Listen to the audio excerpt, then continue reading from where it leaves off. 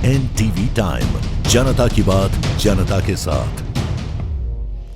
कानपुर में सपा कांग्रेस पर जमकर गरजे मुख्यमंत्री योगी आदित्यनाथ। मुख्यमंत्री योगी आदित्यनाथ आज दर्शनपुरवा के सेंट्रल पार्क में सपा कांग्रेस को एक ही थाली का चट्टा बट्टा बताते हुए दोनों ही पार्टियों पर जमकर गरजे। उन्होंने कहा कि लोकसभा चुनाव में इन लोगों ने झूठ बोलकर जनता को छलने का काम किया, किंतु अब जनता समझ चुकी है, इनकी पोल खुल गई है। सभा स्थल में मौजूद सिख समाज के लोगों को संबोधित करते हुए उन्होंने कहा कि 1984 के दंगे की सभी को याद होगी और ये भी पता होगा कि कांग्रेस के लोगों ने सिख बंधुओं के साथ क्या किया। समाजवादी पार्टी को गुंडों की पार्टी बताते हुए उन्होंने कहा कि राजू पाल की हत्या में सपा क्यों मौन रहती है। ये लोग अपनी प्रवृत्ति से बाज नहीं आने वाले हैं। सपा माफियाओं और गुंडों को साथ लेकर प्रदेश को दंगों की आग में झोंकने का काम करती है। पूर्व विधायक इरफान सोलंकी का नाम लिए बिना उन्होंने कहा कि कानपुर में दलितों और अल्पसंख्यकों की जमीन पर कब्जा करने वाला समाजवादी पार्टी का विधायक अब जेल में अपने कर्मों की सजा भोग रहा है, जिसके कारण यहां पर उपचुनाव हो रहा है। कानपुर में हो रहे विकास कार्यों की याद दिलाते हुए उन्होंने कहा कि यहां पर मेट्रो अभी एक ही रूट पर चल रही है और रोज 10 से 15 हजार लोग सफर करते हैं। जनवरी में दूसरा सर्किट खोलने पर संख्या 50 हजार तक पहुंच जाएगी। एसटीपी ने रहने के कारण फैक्ट्रियों का गंदा पानी पवित्र गंगा नदी को प्रदूषित कर रहा था, किंतु मोदी जी ने ट्रीटमेंट प्लांट लगवाकर गंगा जल को शुद्ध करने का कार्य किया। कानपुर मेट्रो के साथ स्मार्ट सिटी भी बन रहा है। वो डिफेंस कॉरिडोर और कानपुर के रक्षा कारखानों में दुश्मनों के सामने आग उगलने वाली तोपों के निर्माण की बात नहीं भूले। भाजपा में सुशासन और लोक कल्याण की गारंटी है। भाजपा की केंद्र और प्रदेश सरकार हर गरीब को राशन, रहने को छत और इलाज तथा रोजगार देने के प्रयास में लगी है। सुरेश अवस्थी के लिए मांगे वोट। उन्होंने जनता से आह्वान किया है कि सीसामाओं के पास एक अवसर है कि वो इस चुनाव में भाजपा प्रत्याशी को जिताकर मोदी जी के कामों पर मुहर लगाए। कानपुर को आगे बढ़ाना है तो सीसामाओं को पिछड़ना नहीं चाहिए।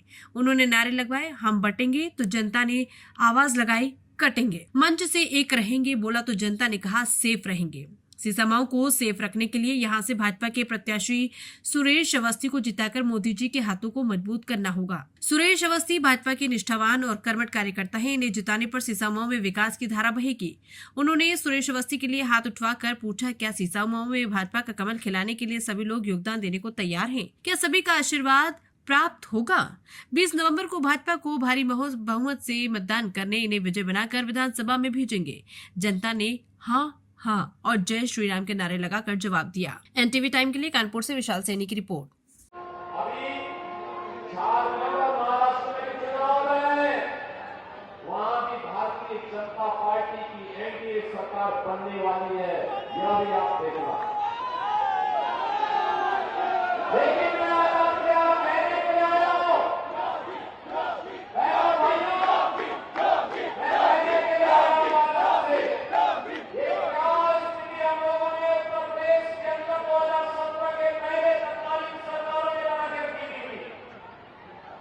समाजवादी पार्टी प्रदेश का हर विधान को माफिया और गुंडा इतना साजिश होता है और उस कर्मी को अपना डरा लगाते हैं और अराजक तत्व को और हर गद्दारी को ये अपने साथ लेकर के चलते हैं। मैं पूछना चाहता हूं, स्वर्गीय राजू पाल की हत्या होती है, समाजवादी पार्टी क्यों मौन रह गई है?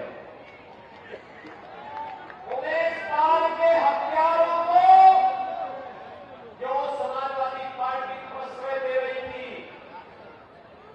और उमेश पाल की सुरक्षा में लगे हुए उनके साथ जवान का क्या दोष था?